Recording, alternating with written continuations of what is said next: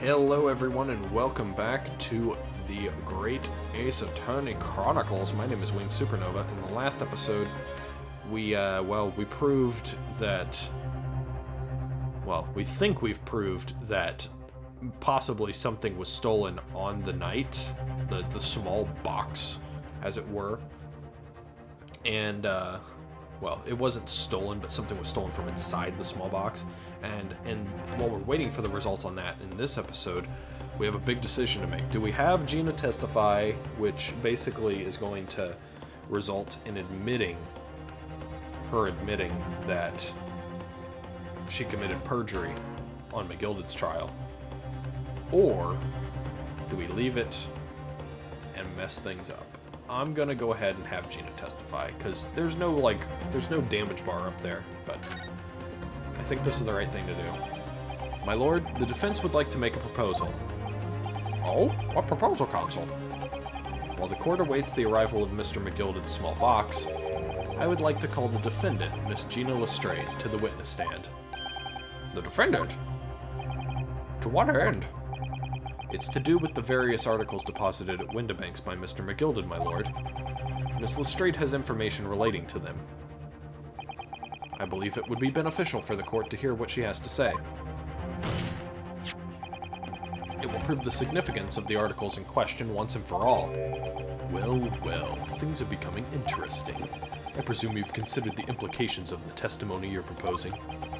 In particular, the impact it will have on the accused standing, and indeed your own. I have. Lord Van Zeeks, would you care to explain that last remark? The prosecution accepts the defense's proposal. I move to interrupt the cross-examination of the current witness and hear from the accused herself.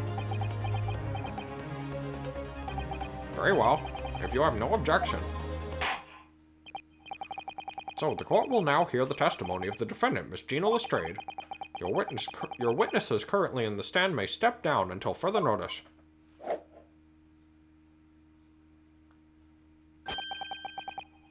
Then I shall bid you good day.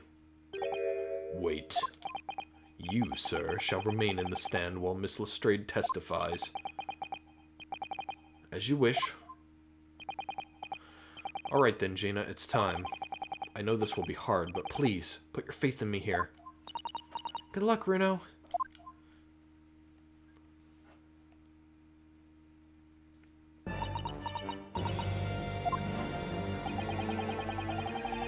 The articles that Mr. McGilded had deposited in Windibank's pawnbrokery are intimately related with the omnibus case, the trial of which was heard in this courtroom 2 months ago.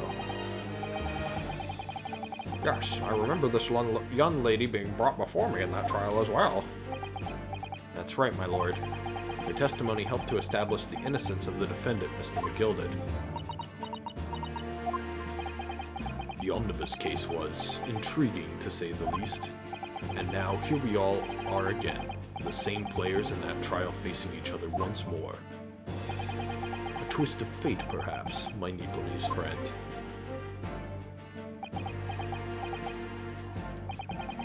Allow me to recap the events of 2 months ago. An old brickmaker was stabbed to death in an omnibus running along London's winter streets. Apart from the victim, there was only one other person in the carriage, Mr. McGilded. Naturally, he was the prime suspect for the murder. But as the trial progressed, another possibility emerged. That the murder in fact took place above the defendant's head on the roof deck, with the body then being dropped through the skylight into the carriage below. It was Miss Lestrade whose testimony brought that possibility to light. At the time of the incident, Miss Lestrade was concealed under a seat in the carriage, hoping to pick the pockets of unsuspecting passengers. Then, immediately after the trial, having been acquitted of the murder, Mr. McGilded died in this very courtroom in the most extraordinary of circumstances. A mystery that remains unsolved even now, 2 months on. As indeed does the omnibus murder itself. Be that as it may, I recall neither the disc nor the small box being mentioned in the course of those proceedings. Miss Lestrade. Would you tell the court now, please? What really happened in the omnibus 2 months ago, I mean? I don't know what you mean. I already said all of what I know. And what about everything you told us yesterday from inside your prison cell? Please, Miss Lestrade, this is extremely important. But... Remember, little girl, if it transpires that you willfully withheld information in the trial 2 months ago, is that the correct spelling of willfully? I'm not sure. I've not used that word very much, so I'm not sure. The Home Office will seek to prosecute you for perjury. And naturally, you will lose all credibility as a witness. Although, let's face facts, you have little credibility to lose. Ginny, don't listen to him. Please, you have to trust Runo now. Iris, we're on your side.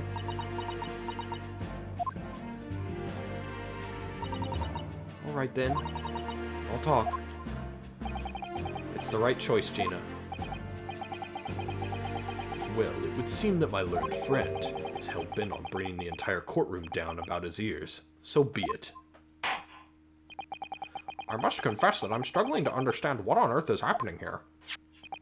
However, it would appear that Mr. McGilded's pawned articles in that extraordinary case of the omnibus harbor secrets of which we have been hitherto unaware. So, Miss Lestrade, you will now give your testimony before the court about the events of 2 months ago. You will reveal the truth, a commodity sorely lacking in your original statements. This is it, then. Everything's going to come out. Like Van Ziek said, this could bring the whole courtroom down about my ears, but as a lawyer, I'm prepared to take that risk. Alright. Readjust myself in my chair and get ready for this one, because this is gonna be something. The real truth of the omnibus case. Truth is, that brickmaker cove was in the cabin of the omnibus the whole time.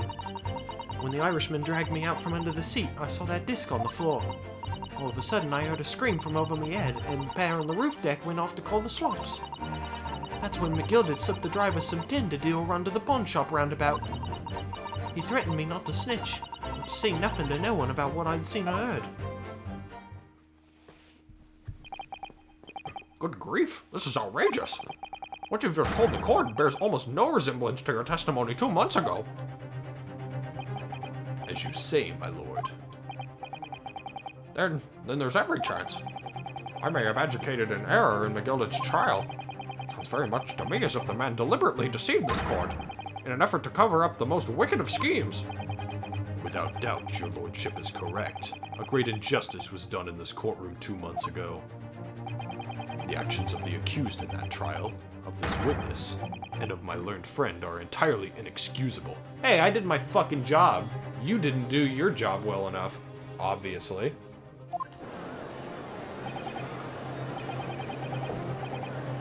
The trial was a farce, it was all lies. The McGilded fellow was rotten to the core, just like that pickpocket. Don't forget that lawyer from the East. They were all in it all together. You're wrong, the lot of you. Mr. Narada, the lawyer there, he didn't know nothing about it. Humbug. I don't think so. Are we really expected to believe that? He really stitched everyone up, didn't he? What an operation to get the man off scot-free. Unforgivable. Stop. The lies have to stop. Stop! Yes, the defense made a terrible error of judgment. I intend to take full responsibility and suffer whatever consequences are deemed appropriate. However, it's imperative that the court allows the witness to elaborate on her testimony, because the true significance of McGilded's pawned articles must be brought to light. Very well, my learned student friend. Given the depths of calamity you have just plunged yourself into, this may well be worth hearing. Words fail me. This situation is utterly deplorable. Mr. Naruhodo. Yes, my lord. I will decide upon your fate following the conclusion of this trial. Of course, my lord. Blimey, Mr. Naruto.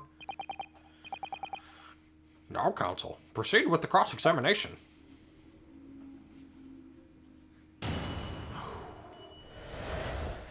We are in a very bad spot. Let's go. So let's just press everything. I absolutely want to press the last thing more than anything else. And you were hiding in the cabin at the time as well, weren't you, Miss Lestrade?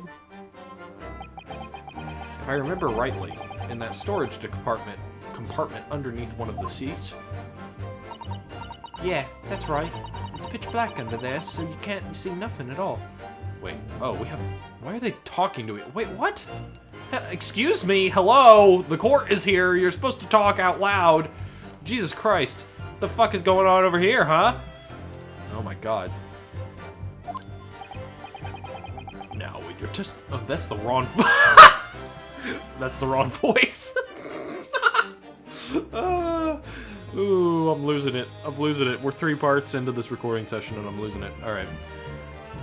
Now, in your testimony 2 months ago, I feel certain that you claimed Mr. McGilded was the sole passenger, did you not? False testimony, my lord. That's what he told me I had to say. But it's important that you tell us the truth now. Were Mr. McGilded and the victim acquaintances? I don't know. But I did hear him talking a lot. What were they talking about? Well, I couldn't hear too well, but if I had to say... I think it was about money or something. They kept talking about buying and not buying. Perhaps business dealings of some kind. Well, anyway, they got louder and louder. It started to sound like a proper fight. I was pretty scared by then. I hardly dared to breathe. And then, all of a sudden, I heard a noise like someone keeling over on the floor. It was blooming loud and all. And I believe you let out an involuntary scream? Yeah. That's what gave me away.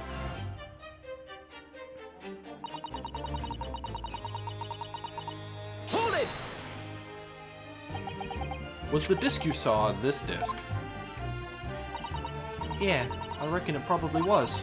It was right next to the cove lying on the floor. Could this disc have belonged to the victim, perhaps? I don't know, but McGilded picked it up pretty smartish. And then he sat the cove with the knife in his belly up on the seat. What did he say to you at that time? He told me not to say a word about what I'd seen or heard to no one. At the disc and all. I was dead scared. The way he was looking at me, I thought, if I didn't go along with it, I'd get stuck with that knife too.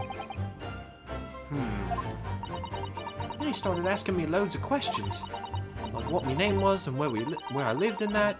He asked me about being a diver too. But after a while, what happened in the carriage was noticed? Yeah, that's right. First there was a kind of rapping noise.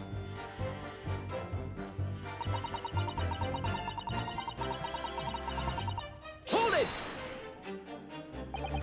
There were 2 gentlemen occupying the seats on the roof deck, I believe. That's right. They must have looked down through the skylight and noticed the cove with the knife in his guts. When they screamed, the driver pulled up the horses and McGilded got me out of sight. Out of sight? Where?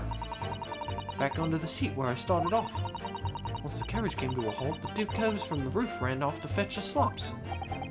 If they immediately left to fetch the police, it would appear they were entirely unrelated to the incident. So that left Mr. McGilded, the driver, and you still at the scene. Yeah, only the driver didn't know I was there because I was under the seat. I heard the cabin door open and a voice from outside. The driver? Yes. He also testified in the trial, I believe. Oh God. A fellow who went by the name of Beppo, if memory serves. What did Mr. McGilded and the driver say to each other? I don't know what happened, and stuff like that mainly.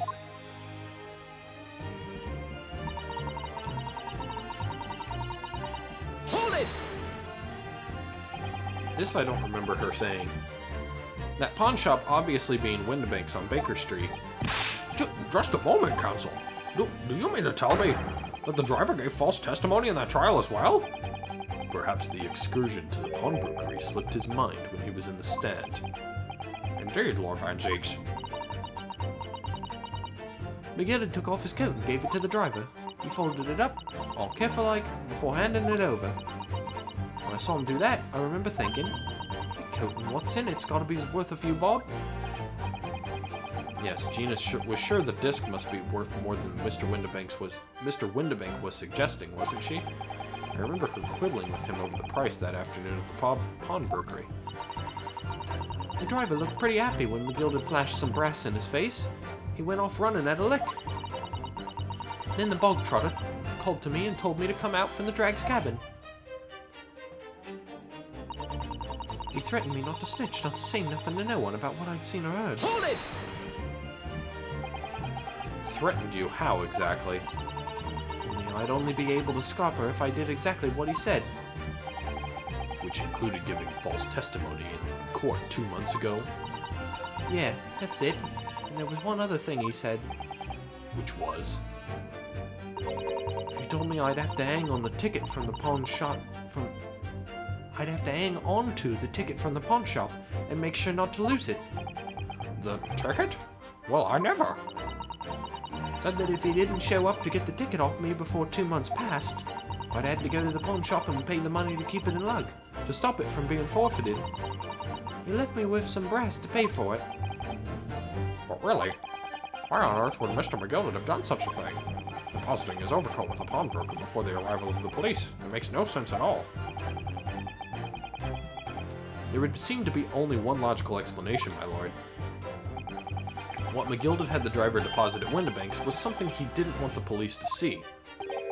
Something very important that he needed to hide at all costs. Anyway, after that, he let me go, so I legged it back before the coppers showed up. Well done, Gina. Can't have been easy to tell the truth like that. Gina's really put her faith in you, Reno. Yes, and to thank her, she'll have to face a charge of perjury once this trial's over. So I need to use the time we have now to get as much information out of her as possible. It's time to really go for it. Press her on every statement. I suppose I should. Oh, and another thing. What's that? Take a look at those two. Isn't it strange that they've been whispering to each other this entire time? Yes, that is strange. It looks like they're having a secret discussion about something. Not sure if I'm completely comfortable with that. I wonder if there's anything I can do about it. I don't know.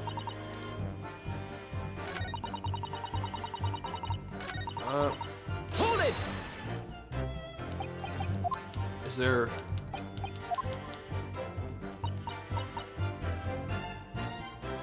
Excuse me! Can I say excuse me to these guys? Is there something you'd like to share with the court, Inspector Gregson and Mr. Graydon? Inspector! Mr. Graydon! Oh, blimey, you trying to give me a heart attack? It's interesting that you can pursue on this thing without, you know, having a... without having a notice or anything. You have been whispering to each other for quite some time now. Tell us, what is the discussion about? Discussion? With this fella? Well, the other one, Sunshine. You think I've got anything to talk about with this shady gent like this? And I have nothing to say to this uncouth detective after he deprived me of that disc that was rightfully mine. But they've clearly been talking the entire time I've been cross-examining Gina. It's as if they've been negotiating. Are you going to say anything about it? Alright, well that's going to be it for that testimony at least. Thank you, Mr. Strayed. Thank you, Counsel. I've heard enough. I believe we now have reasonable understanding of what actually transpired on the omnibus. It would appear on that night 2 months ago, a negotiation was taking place on the omnibus. A negotiation concerning this disc.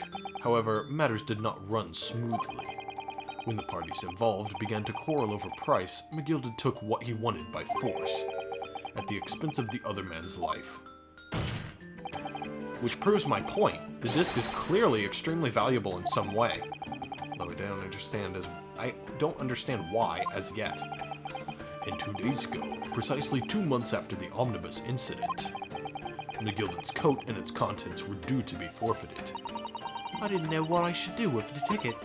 I mean, the Cove died right after his trial. I knew that. So you decided you would try to claim the articles as your own. Well, why not, eh? They were only going to be forfeited. Why shouldn't I have gotten them? Anyway, you can't blame me for thinking about it. Thinking ain't no crime.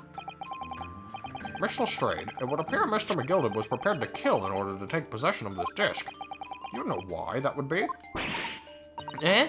I ain't got a clue. But I reckon it must be worth a fair bit of brass. He was probably going to sell it. And you can't blame me for thinking that. Thinking ain't no crime. My lord! The evidence your lordship requested has been located and is ready for the court's inspection, sir! Hey, it's time. Uh-oh. Why she looks scared about it? Trust me, trust me, trust me. The mysterious little box deposited by McGilden 2 months ago. There's no doubt in my mind that it's a key piece in this far-reaching puzzle. You know, Gina, you're not telling us everything, I don't think. Ooh, we get a to be continued screen. Too bad it's like 10 minutes before the episode can end, so we'll just have to continue it right now. But hey, part 3 of the trial is done at least. That's nice. So onwards to part 4.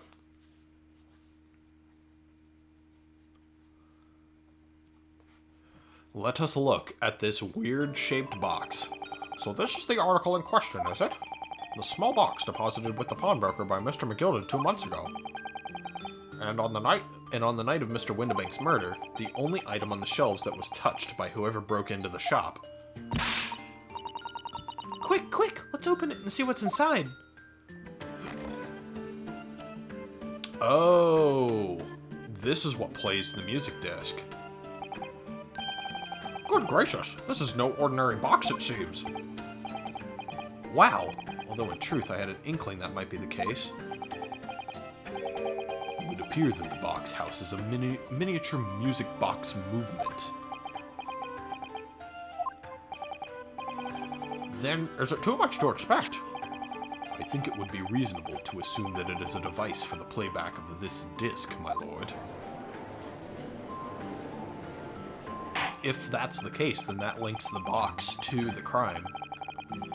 So, here we have the means to play back Mr. McGilden's disc, deposited at Windibank's at much the same time.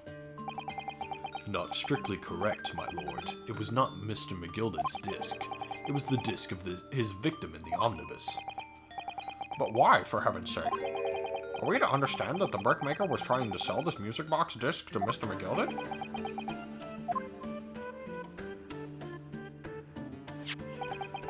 I believe the answer will become clear if we listen to the music on the disc, my lord.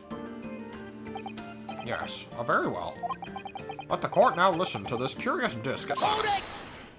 Uh-oh. Oh, uh-oh. Hey, you know what this shit is. This is probably government state secrets and stuff that he doesn't want getting out. Wait, my lord! Good grief, what is the meaning of this, Inspector? The music box and the disc are, well, they're unrelated to the case. No need to spoil the somber atmosphere in the courtroom with some silly bit of music. This disc may very well have motivated the culprit in this case to commit murder. Clearly, there's every chance that it's fundamentally important to the understanding of what happened. The prosecution has no objection. But no! That piece of evidence is police property. Clearly, Scotland Yard has some vested interest here, but it is policy of this prosecutor to leave no avenues unexplored, and you, Inspector, have no jurisdiction here to prevent that from happening. Gah! No further delays, please. Play the disc. This is gonna be bad. Hi, the nuclear launch codes are...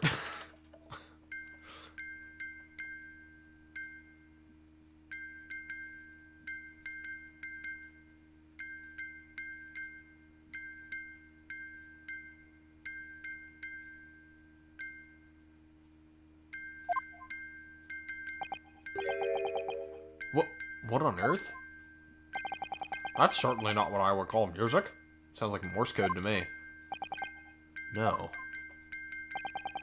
It's just the same note playing over and over again in an irregular sequence.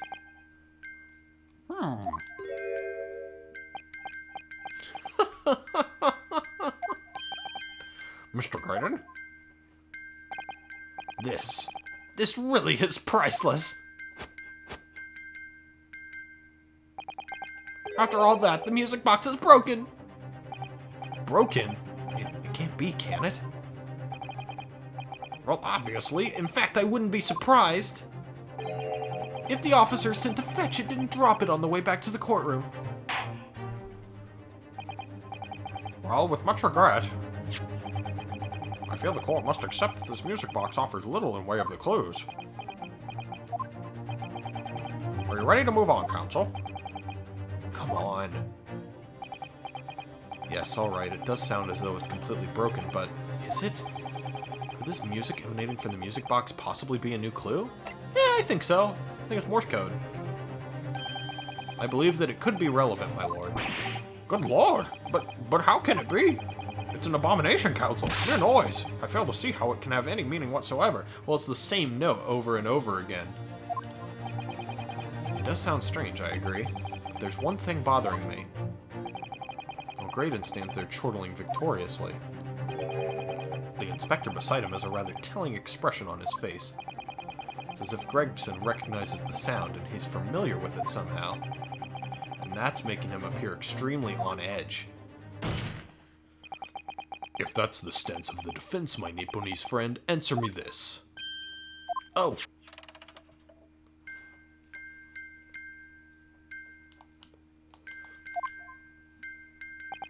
Just what relevance do you propose this woeful chiming has on this case? It's the defense's belief that the sound emanating from this music box is not supposed to be music. Just because this is a music box, it doesn't necessarily mean the sounds we're hearing are music. Look at that. The smile vanished from Graydon's lips as soon as I said it. I'm on the right lines here. I must be. Making deductions based on how people react to what you say. You're acting just like Hurley, Bruno. Objection! The sounds we're hearing aren't necessarily music? Well, now that you've told us what they are not, I'm sure the court would like to hear what they are. Do enlighten us, my Nipponese friend. Surely you have an idea in mind, because if not, it will be the death of your ill-formed argument. Exactly. The music box is clearly broken. Refusing to accept that fact is pure foolishness. They've got me. I don't know what the answer is. Yet. I do. Bruno. I've just examined the music box very thoroughly. And I'm fairly certain that it's not broken at all. Really? Really, the way it's been made, it can only produce a single note anyway. Thank you, Iris.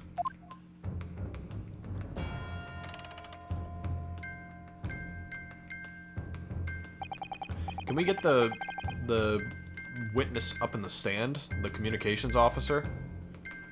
Alright, well, if the music box isn't broken, it must mean that the sounds it's producing have some significance that isn't musical.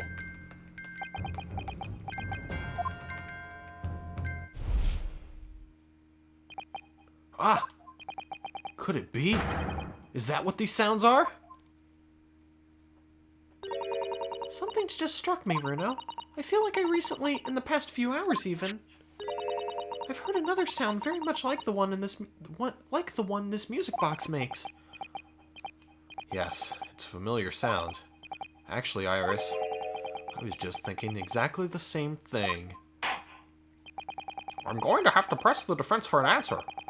If your assertion is that the sound produced by this music box is not in fact music at all, then what the devil is it, counsel? All the evidence we've seen so far, all the testimony we've heard, it's all pointing to one single answer now. The prosecution demands that my learned Nipponese friend presents proof now. Tangible proof of this latest wild speculation. Alright then.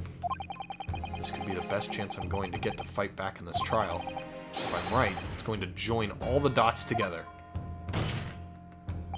And the evidence that explains the true nature of the sounds in this music box disc is going to be revealed in the next episode. Yay, cliffhangers! I haven't done very many of those, so let's fucking go with one, because this is all gonna cascade downwards after this, so this is probably the best opportunity that I'm going to have in the next while to end the episode. So yeah, that's gonna be it for this one. If you guys liked it, feel free to subscribe, leave a like, all that lovely stuff. We're reaching the end here. We're getting there. We're getting there. It's a journey, but we will finally reach the conclusion of this game at some point in the next, I'd say, week of episodes. So yeah, I will see you guys in the next one, where we explain what the true nature of this music box disc is. See you guys then.